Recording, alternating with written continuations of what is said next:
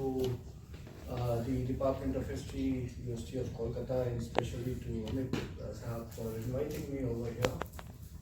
The introduction which he gave, like all introductions, is all inflated. I am nothing but just as ordinary a student of history as any of you, with grades like Rajat sitting out here, Rajshekar sitting out there. I mean, I can never compare myself. He is the author of a number of books and volumes and well known throughout. I am just like any of you, interested in not only understanding the past but also percolating the knowledge to the coming generation. That is the only difference between you and me. Let me just give a preamble to what my talk is going to be, why I am going to give this talk. Way back in 2019, the Indian History Congress was held in Kerala at Calicut, at Kannur, where there was a particular incident in which the governor of that place tried to distort the facts, distort history, and present a very convoluted image of the past during the inaugural session of the Congress itself. Refinery objected to that, and after that there was much hangama, much controversy which was created, and very soon all the newspapers and channels were carrying out only one side of the story, the version of the governor himself. In the meanwhile, when all that was going on, various channels and various newspaper houses contacted me and asked me to provide them with an alternative statement. When I said that I'll tell you what actually happened, they said, no, you are an individual. Give us a feedback through some organization, which is a little, dark based. I said, how can I at the moment? They said, no, ask Indian History Congress to come out with a statement. I said that Indian History Congress cannot issue a statement until and unless they hold its EC meeting, and it will take time. So they said, no, do whatever you want, but we need a statement from some organization. So that very moment I sat down as, Farhat Hassan, my best friend, was delivering a talk. He was on the podium and I was sitting on the last bench and writing down the entire thing and giving it the name of, ASHA, Aligarh Society of History and Archaeology. And that is how, I came up with an organization which ultimately paid out from the very next year, because COVID, when it set in, it provided us an opportunity to hold online lectures. And more than 200 online lectures were given during that period, in which all the top class historians and others were invited to give lectures online. Very soon, people like many others, but especially people like Dalrymple, he started issuing statements, and which was taken very seriously, that the traditional historians have in fact failed. They have not reached out to the students and masses, leaving space for the BJP to enter into it. That gave us further, impetus so that we may carry on the work on it. And very soon, what we started as against one particular incident soon developed into a movement from our side, and a number of us started actually trying to communicate that serious historians are also capable of using the tools of the modern younger generation, meet them at the social platforms and try to communicate that part of the history. So from then on, I, as he pointed out, that I am much more, involved. So that, made me get involved into all this. And then, of course, whatever the new education policy, whatever other things with NCRT, UGC, at the state levels, whatever the governments were doing, naturally we have to respond to that. Now, whatever I'm going to present before you, the reading, I'll read it out for you so that there is no change of what I want to say, is a response to what is happening within the country since the last decade or so. My talk, as you would find, is divided into two parts. The first part would be dealing what the Indian historians have been doing since perhaps independence, since 1960s till the start of the 21st century, till date. And the second part would be, I'm going to do that because sometimes the general, WhatsApp University comes out with the argument that historians have done nothing. So what has been achieved, what type of researches have been done? It is not only economic history which has been taken up. One of the allegations is, "Arey kuch kiya hi nahi siwaye economic history ke." So that part would be dealing with all that. And the second part would be on the modern day challenges which we as historians are facing. What type of courses are being, how the courses are being manipulated, what is being removed and what is being tried to be included. I don't know whether I'll be able to read the entire of it because it's a pretty long subject, but whatever it is, I will try to present before you. As I said that the topic which has already been announced to you is challenges and innovations in medieval Indian history writing. But I will start basically with innovations and then go on to the challenges itself.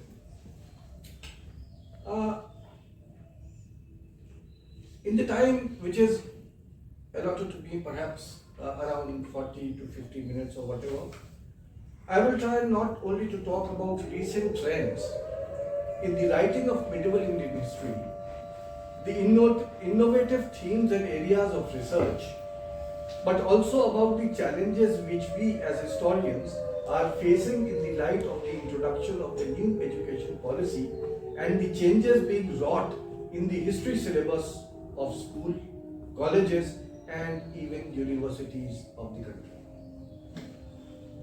Rest assured that it is not only the NCRT books for the children, but even, I come from a place which was known as Center of Advanced Study for Medieval Indian Studies. The medieval India is now almost absent from that center due to the NEP which has been implemented. As a student of medieval Indian history and having taught the Mughals for the last 3 decades and more, I may excuse myself if I talk more about the medieval period than about teaching and researching history in general. I have divided my paper, as I said, into 2 parts. First being focused on the trends and fields of study in medieval Indian history during the last few decades, while in the second, I will deal with the challenges in the face of government policies and schemes, especially the central government schemes, including the restrictive NEP and the debilitating limitations put forward by thoughtless, or are they really thoughtful? Because it may be otherwise. If I say thoughtless, might be it is otherwise. Deletions and additions to history syllabus which have been made in the school to university level textbooks and other writings. Until the end of the 20th century, the teaching and research in history in general were restricted to imperial and administrative history with an emphasis on the ruling elite, religious trends, and the tools of governance. Thus, whether it was the Bharatiya Vidya Bhavan series, the Cambridge History of India series, or the few volumes of the Comprehensive History of India, which are sponsored by the Indian History Congress, the politico-administrative aspects coupled with research on the nobility were emphasized, as were the, within inverted commas, Northwest or the Deccan or religious policies of the rulers. Akbar's religious policy, Alauddin's this establishment or that establishment. The architectural history too was just an enumeration of the trends or elements that predominated during the reign of which ruler or sultan. Alauddin's architecture, Muhammad Tughlaq's architecture, Akbari architecture, as if they were themselves there to build these things. As students, we study the religious policies and views of individual kings, including all those sultans and Mughal emperors. Art and culture too, as everything else, was ruler specific. Everything was attributed to the ruler. Today, as we enter the second half of the 21st century, much has changed. Relative to what our generation or even the younger generation that followed us was taught or researched. Unlike then, today is the time of people-centric history writing. In a review article published in a journal, very famous journal, the Medieval History Journal, volume 25, number 1, which was printed in 2022, Harbans Mukhia has rightly pointed out that the publication of Agrarian System of Mughal India in 1963 was the first step which, as he says, made the medieval ruler and his personal predilections irrelevant to the study of Indians. For Mukhia, this work marked a watershed in the study of history of medieval India by positing a new way of looking at the past and displacing the existing religion and religious community as the analytical category inherited from James Mill in 1880. Irfan Habib substituted this with class, a freshly minted category in the Indian context. The term class had been used for Europe, but for India, it was with Habib's agrarian system that the term starts entering into medieval Indian studies. With this book, The Age of Sir Jagunath Sarkar, which viewed everything through the religious dogmas of individual rulers and personalities, came to an end. I'm not criticizing Sir Jagunath Sarkar. He was a man of his times. Thirdly, Habib's agrarian system shifted the attention from the ruler, the sovereign, as did Vincent Smith, Rushbrook Williams, or William Irwin. Everyone was writing on the rulers, to a ruling class, which was driven by the impersonal force of maximization of revenue collection from the peasantry. Habib's work showed that rather than the religious policy or the personality of the king, the overarching land revenues demanded rigorously and quite regressively by the state, as well as the fact that this amount was paid by the peasants from all corners of the empire, ultimately caused the ruination and the collapse of the state.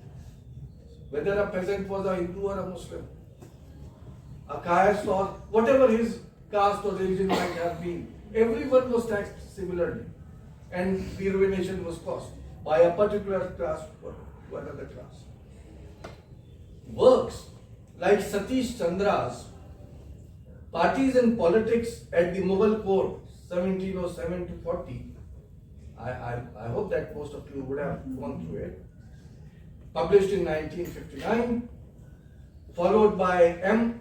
Athar Ali's The Mughal Nobility Under Aurangzeb, which came out in 1966, and Iqtidar Alam Khan's biographies of Munim Khan and Mirza Kamran. They were all published.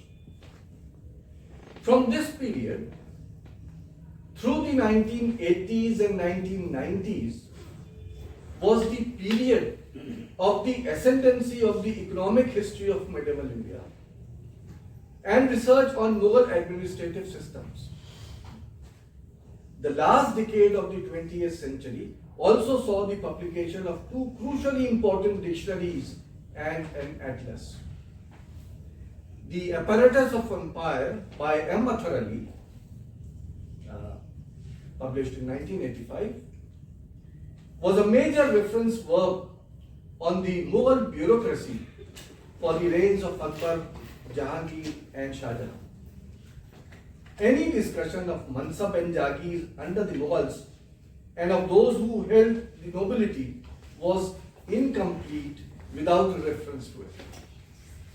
In 1994, Som Prakash Verma published his Mughal Painters and Their Work. 2 years later, that is in 1996, the Atlas of the Mughal Empire of Irfan Habib was published. With these and certain other works which I am unable to refer here, research in medieval Indian history reached its zenith. Still, by the end of the 20th century, the field of economic history held the predominant position, although work on other fields had started. In 1987, Shiri Musfi's The Economy of Mughal Empire, 1595-96, which is basically a statistical work based on Ain-e-Akbari, and it's a book on quantification, was published.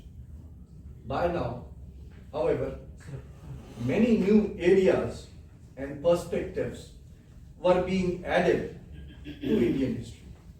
For example, in 1988, Harbans Mukhia and Maurice Emard published their edited work, French Studies in History, which was in 2 volumes. This book took cognizance of what happened in the lives and minds of ordinary people. It also opened the doors to the history of mentalities and that of groups at society's margins. In one of his papers, Mukhia wrote about the concept of time in Mughal India. So, a fresh air started coming into the medieval Indian studies. Although at that particular moment of time, these works were criticized. But after all, they paid a entry. Although Iqtidar Alam Khan had tentatively introduced the idea of a sort of middle classes existing during the Mughal period, especially from the period of Akbar onwards, work in right earnest was carried out in the first decades of the 21st century with my work on the professional urban-based middle classes, which included groups like architects, engineers, physicians, surgeons, artists, painters, musicians, intellectuals like poets, philosophers, prose writers, and even theologians. Thus, another category of class was added in Indian history between the landed class of Jagirdars and Zamindars on the one hand and the class of peasants, the actual tillers on the other. Remember that EMS Namboodiripad had given the definition of middle classes being the classes between the two and the next class. All these groups including many others, were professionals who sold their skills, were mobile, and were semi-independent of state control. I can't say that they were totally independent because that would be a wrong statement. Remember that we are still dealing with 16th, 17th centuries. But they were semi-independent in the sense that they could resign, they could transfer on their own, they could shift their job. Today they are in Punjab, tomorrow they might be in Odisha or in Bengal. If they don't like a master, the Mansabdar, under whom they are serving, they may resign from there, join the service of someone else. So there was some mobility. Although they were still based on the grant of some Jahagir. The land was there, it was still there. But the thing is that now there was, a shift. Now they were becoming sometimes independent.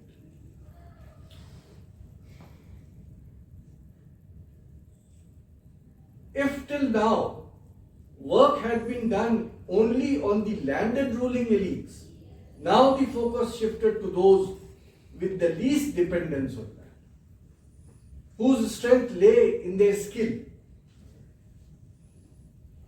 In fact, they were appointed not because they were sons or daughters of a particular family. They were appointed because they had the skill to be appointed to that position.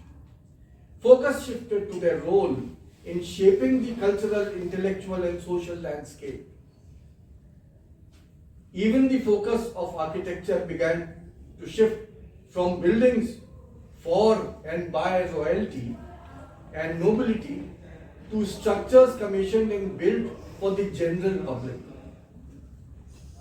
Housing for mercantile communities, lower bureaucrats, and even skilled artisans was now being investigated.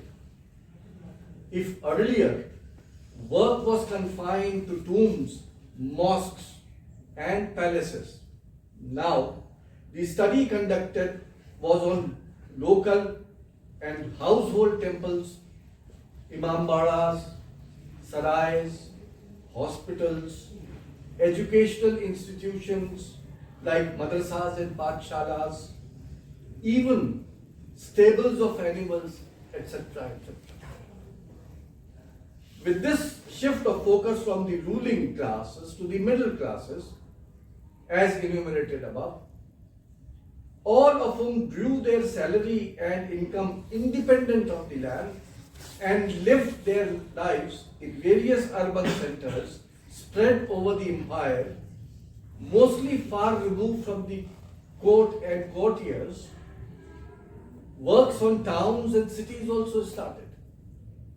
Towns like Agra, Sikri, Surat, Ahmedabad, Sarkhej, and even earlier towns like Tughlaqabad and Gaur were worked upon in right earnest.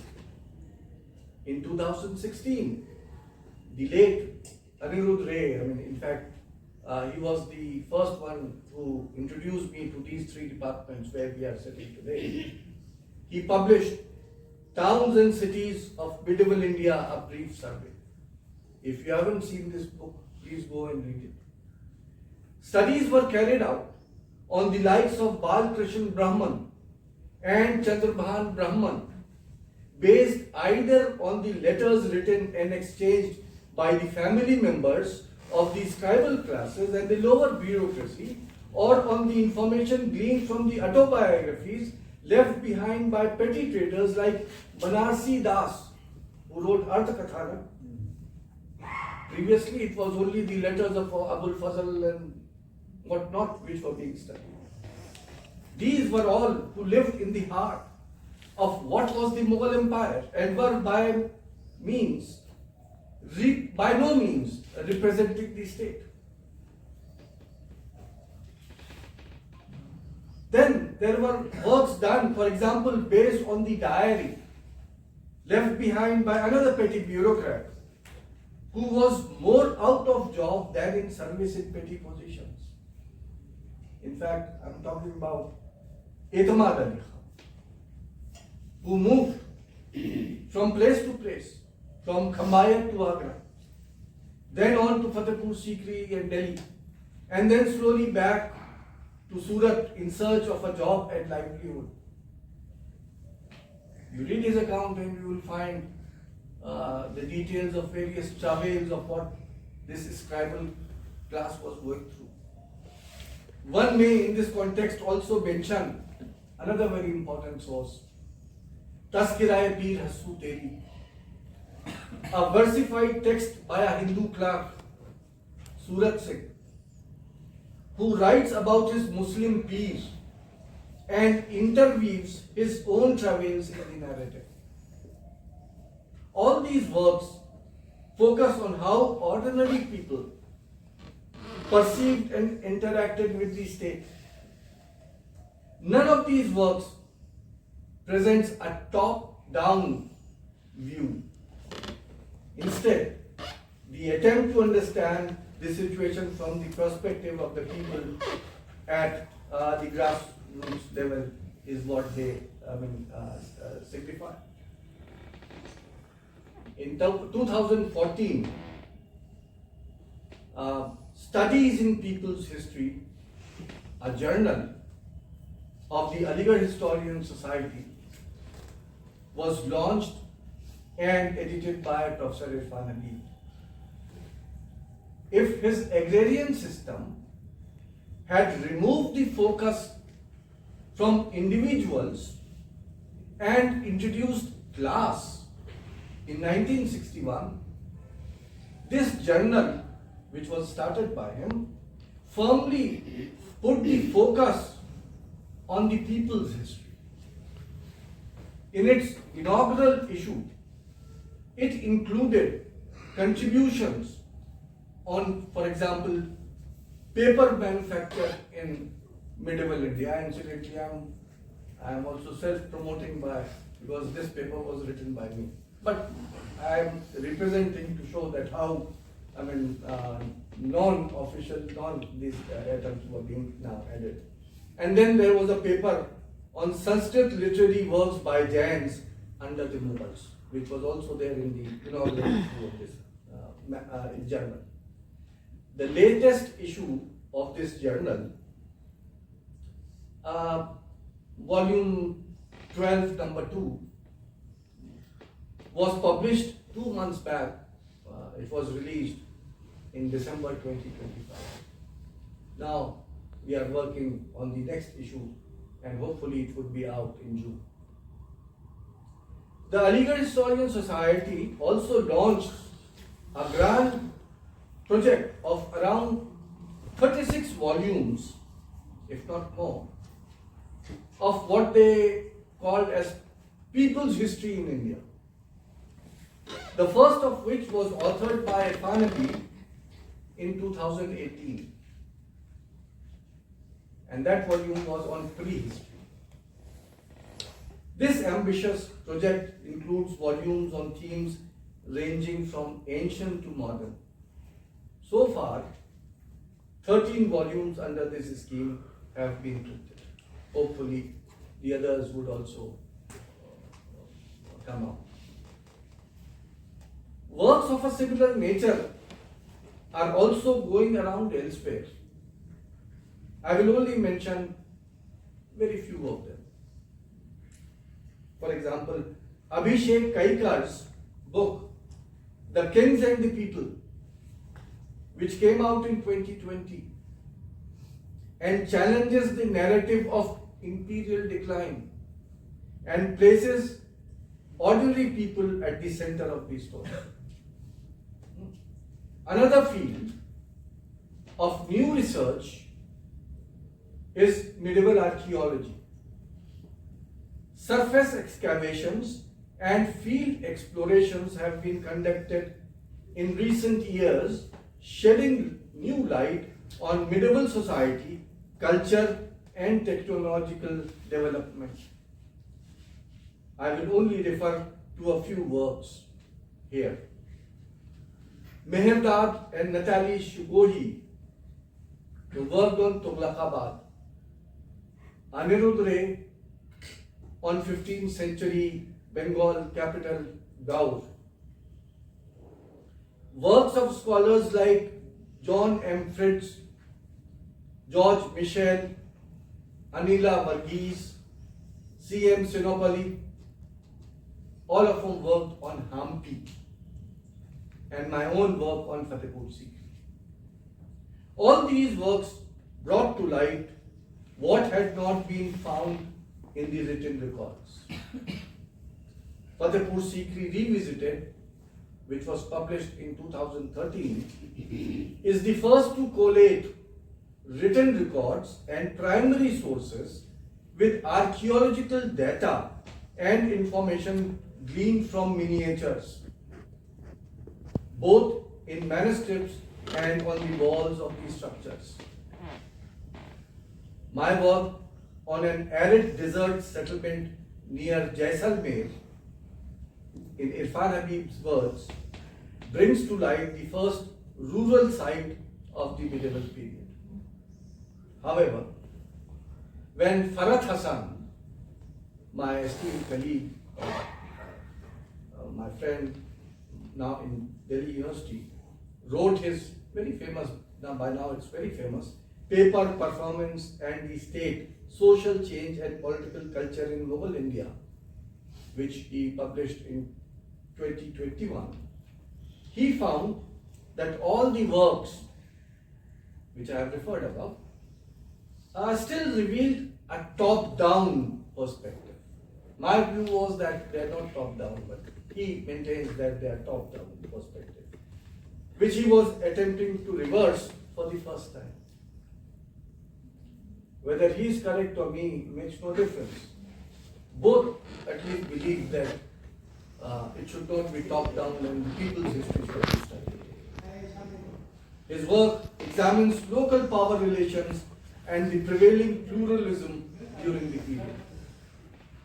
His book discusses public sphere and the form of political critiques that emerged from it. Incidentally, a PhD submitted 2 years ago under my supervision also deals with the public sphere and structures in North India. 1 year before Hassan, Nandini Chatterjee wrote Negotiating Mughal Law, a family of landlords across 3 Indian empires, which also focused on what she says, little people. Irfan Habib and Tarapat Mukherjee's Braj Bhoom in Mughal Times, which was published in 2022, focused on the lives and dealings of the peasants and petty class families inhabiting the Braj region. It too is a micro study of ordinary people, their organization and religious conduct.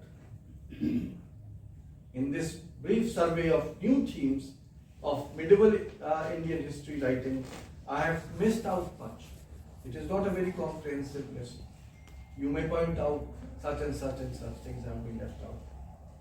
For example, I am not mentioning the field of gender studies or the works which have been done on eunuchs and Khwaja Saras conducted in the recent years. I have also omitted the new fields of research undertaken largely outside India by scholars such as Muzaffar Alam, Sanjay Subramaniam, Richard Eaton, Ali Anusher, Lisa Balan Bilalar, Corinne Lefebvre, and a host of others. Most of it is already well known in the and is in the public domain, and it is being acknowledged. So I am not referring to them. I am only referring to those which are lesser known.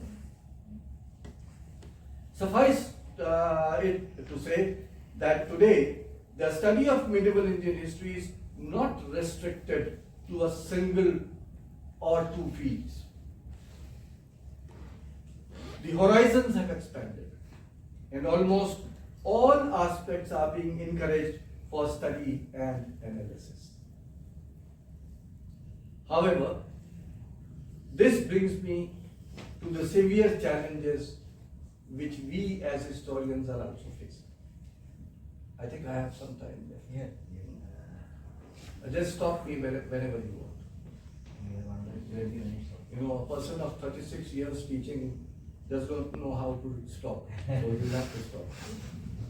You know, there are challenges, several challenges, that a person pursuing a study of medieval Indian history must face. One is the challenge of mastering the language of the sources. I mean, I discussed this issue yesterday in one of the lectures which I delivered in your town. And the other is, of course, the religious bias. Most of the source material about the medieval centuries in India is in languages that are either foreign to us or written in scripts not commonly used today. Thus, the first task is to learn classical Persian, Dutch, French, Awadhi, Braj, Marathi, you name it. There are a number of languages in which the primary documents of the medieval period exist. Unfortunately for us, many primary Persian texts are written in khatte shikast, the cursive writing, in which letters are written without dots and sometimes in forms not used in formal texts. Mark you, it is very difficult to read. You have to handle it. Furthermore, if one compares 16th or 17th century terminology, there are many profound changes in the meanings of each term which it conveys. You know, rank is the words keep on changing their meaning. The word might be the same, but the meaning will keep on differing. Let me give one example. There are many. Let us suffice to give one. The term Hindu did not refer to any religious community or group from the 13th to the early 19th century. It was simply a term for the inhabitants of the country, known as Hind. Irfanabi and many others have shown it is derived from the term Sindh. The old Persian could not pronounce Shah. They pronounced it as Ha. Thus, Sindhu, the land beyond Sindh, became Hind. And all those who inhabited it came to be known as Hindus. It was not a religion. The languages which were spoken by them, that is, non-Sanskrit, non-Arabic or Persian, were nomenclated as Hindui or simply Hindi. Please read No Sepair of Amir Khusro. It is very clear in the 3rd chapter of No Sepair that when he uses the term Hindi or Hindui, it is not being used in singular. It is being used in plural. And then the sentence goes forward in the other, they are defined. Marathi, Dakkani, this, that, I'm not remembering the exact, all the languages which he includes in Hindui, they are there. So it's a multiple of languages, and all of those languages are included, which are either not Arabic, not Persian, not Sanskrit. So when Zia Barni speaks of Hindu women reduced to slavery, and which is something which is very much, cited again and again in your face. Look here, what was happening during the medieval period. The Hindu women were all captured.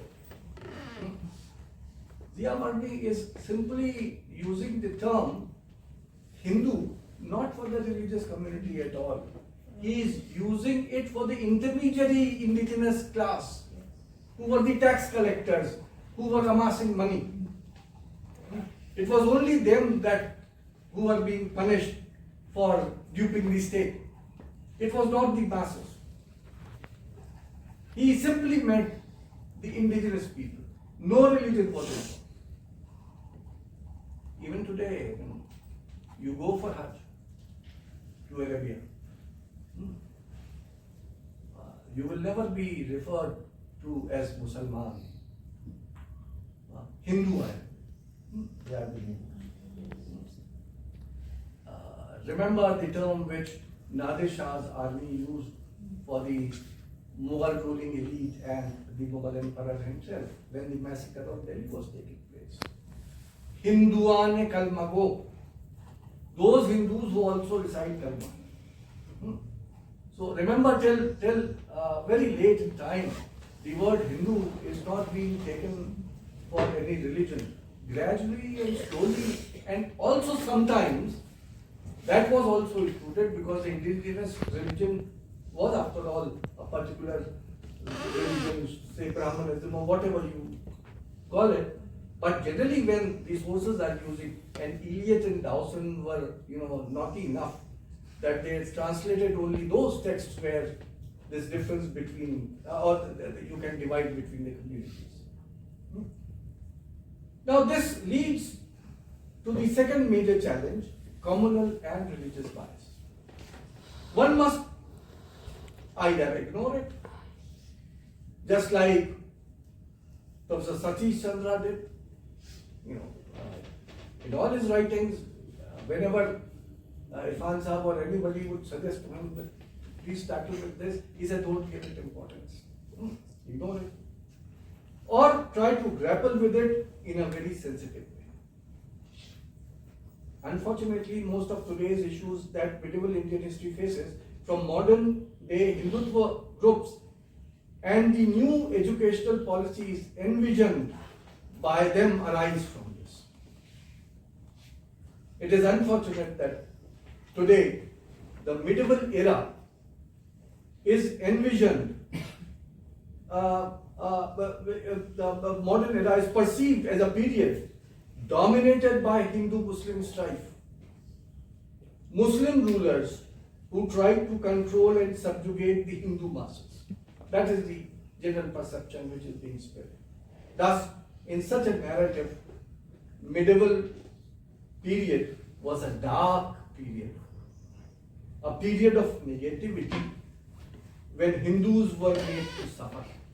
That is the narrative which is being made, which is a challenge as far as medieval Indians historians are concerned.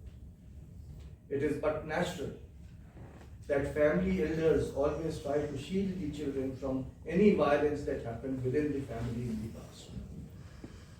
Every past tragedy or untoward moment is withheld until the child is mature enough, and we think the shock will be absorbed by a much more mature mind.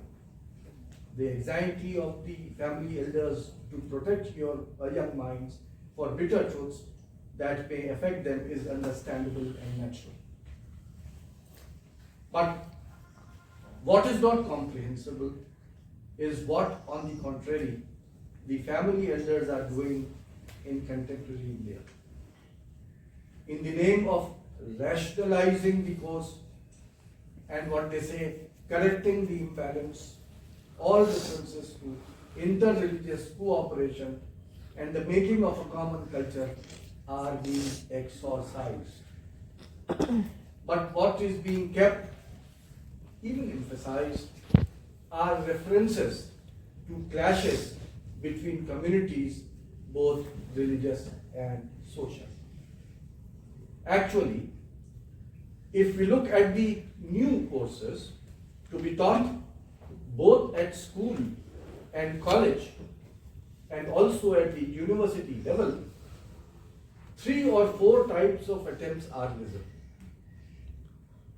The first appears to be an attempt to project the remote past, that is ancient, as the glorious and golden phase, in which Indian civilization, they call it Bharatavarsha, was at its zenith, with an ideal society, free of all blemishes like caste-related issues, but with empowered women having a status equal to that of men. It was an era of knowledge and scientific development, and an era when India was the leading authority. Yesterday, my hosts at Ramakrishna Mission, they are holding a program, and the inaugural address was typically in this form, where everything glorious was pushed back in remote past, but the evidence for that was being given by citing things which were of medieval period. They would say, see, look here, this is the evidence, and then they would go back to Rama, as if that particular text belongs to Rama. Secondly, the attempt is to prove that a phase of subjugation starts with what they say foreign invasion of Muslims. Remember, we are talking about times when there was no nationhood. No one was a foreigner or an outsider. All past knowledge gains are either suppressed or extinguished, while the social ills like the suffocating caste system with its prejudices, suppression of women's rights, introduction of practices like sati, parda, and slavery all creep in under the influence of Islam. On top of it, during this phase, the society comes under the severe pressure of what they say anti-Hindu measures like temple destruction, jizya, and mass conversions. In fact, if you look at the NCERT class 8 textbook, the preamble to medieval India is that this is the period of strife. The only thing which is being highlighted for the children is that this was the period of crash. Thirdly, it is the last 1,000 years, I don't know from where this 1,000 years come, that are actually the years of subjugation. First when Muslims and then the Christians brutally crushed all aspirations of the Hindu masses. Lastly, the attempt is to distort the story of the freedom movement and to show that actually in the last 70 plus years, our history has been distorted by removing all references to the participation of Hindus in it and highlighting the role of Congress with leaders like Gandhi and Nehru, who sold the country to those who enslaved us, the Muslims and the Christians. But for Nehru and Gandhi, India could never have been partitioned, and the lives of lakhs of Hindus could have been saved. This is what the recent textbooks are talking about. These are some of the highlights that inform the not proposed anymore, the changes which have been brought out in the textbooks. Now, if one looks at what changes were sought for the teaching of history at the BA honors level in 2021 via proposed framework issued by the UGC, we find that one of the deliberate attempts was to project a view that the idea of India, that it is Bharat, was there since the very beginning and that it did not evolve over time. From time immemorial, it is unchanging. Unlike what modern research has shown worldwide, the students are indoctrinated that there was no Aryan migration to the subcontinent. Instead, the original homeland of the Aryans was India. In the recently issued textbook, this is very much there. And it is from India that migration took place outside.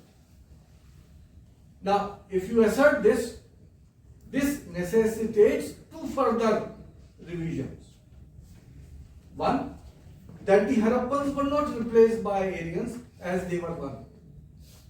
Yesterday also, the way that gentleman who is a special advisor to the PM of the country was interchangeably using Harappan and Vedic together as if it is one.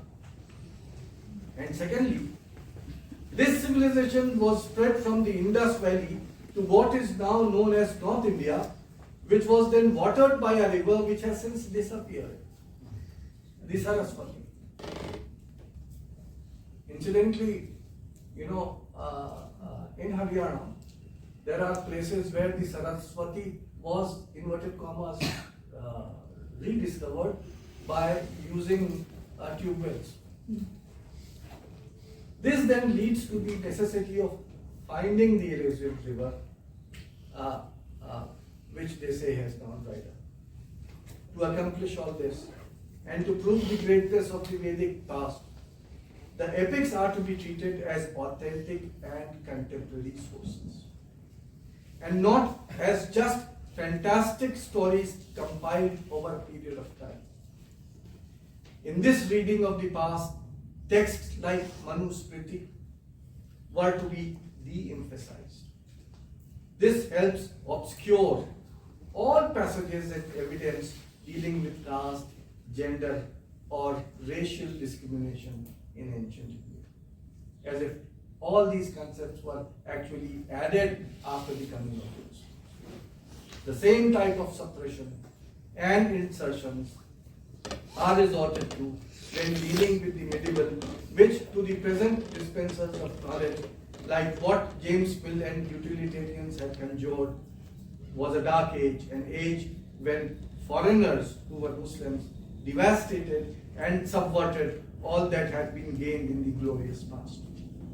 In the scheme, Al-Biruni, an impartial reporter of the Indian civilization and sciences, was to be derided and condemned. Amir Khusro, too, was to be ignored, and Abul Fazl was also to be banished. The students were to be told as to how the Khaljis, especially Alauddin, was a barbarian who subjugated Hindu women. All references to his financial reforms and market control measures were deleted. Only references to wars, rapine, and mayhem were retained. Muhammad Tughlaq's agricultural reforms are also done away with. Actually, the entire Delhi Sultanate, the history of entire Delhi Sultanate, is covered in just one sub-unit. The Mughals were, of course, retained. The rumor was that they are going to banish Mughals, but they were retained. But because if you totally banish Akbar, then how do you deal with Rana? If you remove the Mughals, what is the relevance of Shivaji? So ultimately the Mughals were retained, but selective. There is hardly any reference to Akbar, Jahangir or Shah Jahan in the UGC syllabus except when posited as those who tried to harm the Hindu cause. Till 70 years, we knew that it is Pakistan, a theocracy, which did not talk about Akbar in the school, at the school level. Akbar had been banished there, and Aurangzeb Zinda Pir was being taught there. But after 70 years, it is now the same situation here, with the proviso that Akbar is now a villain, and Aurangzeb is, what I say, glorified because you have to glorify Shivaji. He is there. He is not. Thus, while Babur and Akbar are wished away, Rana Sangram Singh is there as a patriot fighting for Bharat. Maharana Pratap is emphasized as the one who actually, who was actually the one who stood up to Akbar. Wars of Chittor and Ranthambore with emphasis on massacres are there, but all references as to who was the commander of the Mughal army against Chittor. Chittor is there, even a Mughal miniature is put there, where the killings at Chittor is being shown. But who was the Mughal commander? Who was? It was not Akbar. It was Man Singh. That is not taught. That is not told. There is no reference to the share of Rajputs in Mughal administration and polity, or the tolerance and cooperation between communities. Rajputs today pose as if they were the sufferers. They were the collaborators. If the Mughals were tyrants, so were the Rajputs. So you can't separate both of them. But there is no reference to Rajputs being there. All credit for trying to understand Hinduism is shifted from Akbar to Dara Shikoh. Dara is retained as he is to be used as a prop to highlight villain Aurangzeb, who is of course retained in the course. After all, the greatness of Shivaji as a champion of Hindu cause can never be shown unless pitted against the Islamic Aurangzeb. And what was Aurangzeb? To understand that, you have to use Dara Shikoh. Hindu Pad Padshahi, a phrase attributed to Peshwa Baji Rao during the reign of Muhammad Shah, is brought forward in time and is dealt with under the reign of Aurangzeb. At a time when it was not there. But in your course we teach that it is Shivaji who came up with this idea. Actually, references to Kabir, Dadu and others like them do almost stand removed. At yet another place, this time dealing with the social history, reference is made to Hindu society as separate from Muslim society. Similarly, in the syllabus dealing with modern India, colonialism is treated with kid gloves.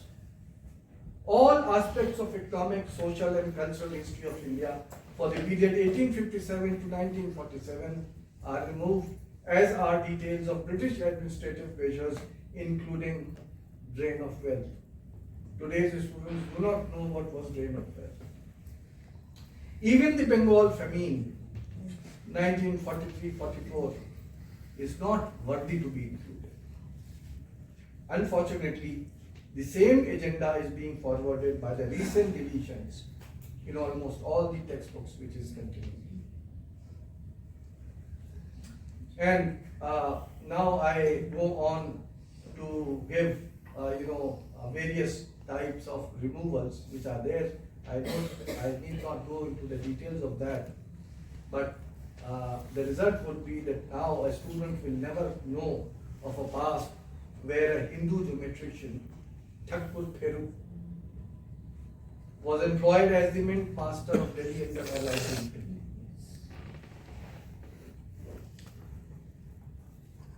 And who informed others through his Sanskrit works how to construct a dome or an arch.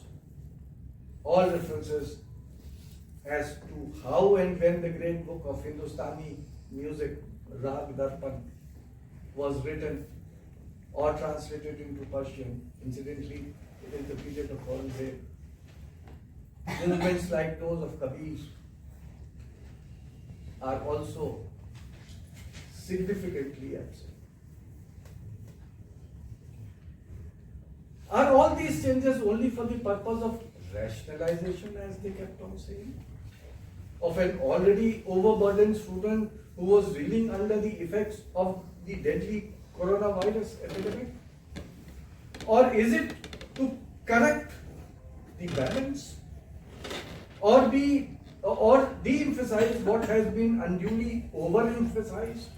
They keep on telling you that it is only certain periods which have been overemphasized and we are going to just counterbalance it by including others. Is space being created to insert what had unfortunately been left out so far? For example, the local heroes and heroines the local dynasties and rulers? Or is it simply to remove the Mughals who were foreigners and had nothing to do with India? Actually, none of them is true. If we give credence to even what is listed above by me, which is not at all exhaustive, one sees a different agenda. And it is not something related to correcting the balance, including those that were left out or leaving the Mughals out. Couple it with the deletions being made in textbooks of other subjects, and then things become clearer. Recently, it has come to light that even references to Darwin's theory of evolution, which was part of the science syllabus, stands cancelled, as have references to the Gujarat riots of 2002. The emergency and the ideology of Mahatma Gandhi's assassins also remove any references to Sardar Patel's ban on RSS. An attempt to tailor our past as per the fanciful idea of Hindutva is the attempt. All the removals, deletions and additions add up to creating a narrative where the children are to be fed only one version, a fantasy of what the present political dispensation wants us to see. Creating a narrative based on falsification and twisting of facts, a narrative which by suppressing facts envisages a glorious Brahmanical past with an egalitarian and scientific society which was then subverted by outsiders who not only were responsible for all the ills which mark the Indian society today. The Dalits, the lower castes, the women, even Buddhists had no role to play. All Dalit and even the peasant movements were out, as were all minority groups. We were and we are just one ethnic and religious group. All others are the foreigners out to harm us. It's a majoritarian, high caste, pro-Brahmanic narrative with a unilinear past with no place for anyone else. Thank you very much.